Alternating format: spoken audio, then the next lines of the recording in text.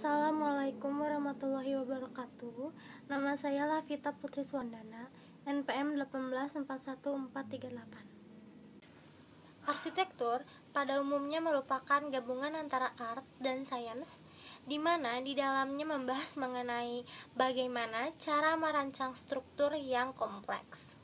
Sang arsitek tidak hanya memikirkan mengenai apa yang akan mereka rancang, apa yang akan mereka bangun, melainkan mereka harus memikirkan serta memperhatikan mengenai aspek-aspek apa saja yang dibutuhkan, teknik pembuatan, struktur, rangka-rangka yang kompleks, serta menciptakan keindahan agar tujuan dapat berfungsi dengan nyaman.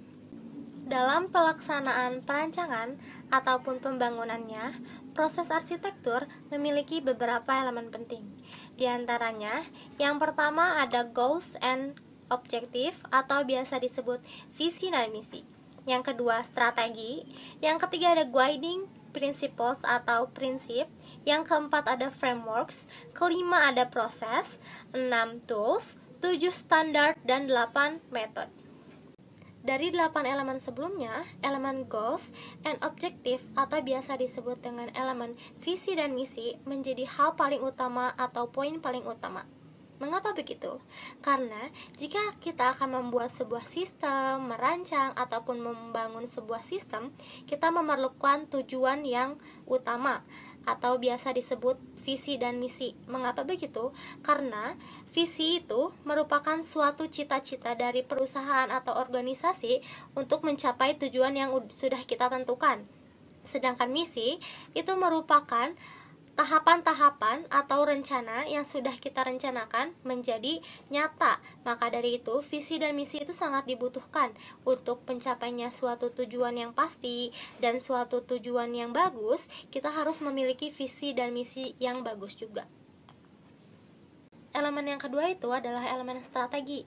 Mengapa kita membutuhkan strategi? Karena strategi itu serupa dengan bentuk perencanaan ataupun biasa disebut proses pematangan perencanaan.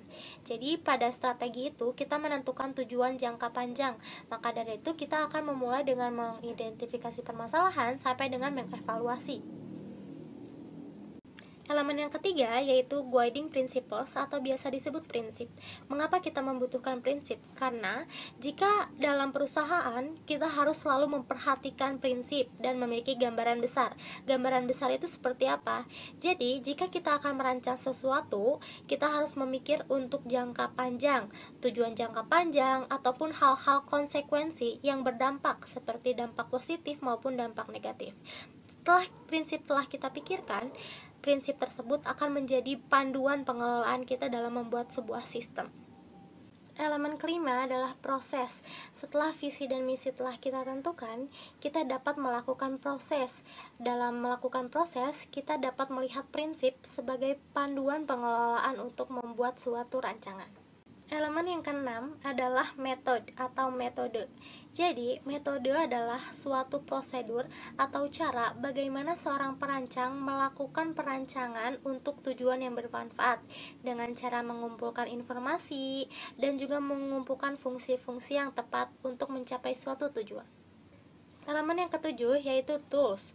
Tools atau alat yang digunakan untuk merancang suatu sistem berupa hardware atau perangkat keras seperti laptop, PC, handphone, dan lain sebagainya.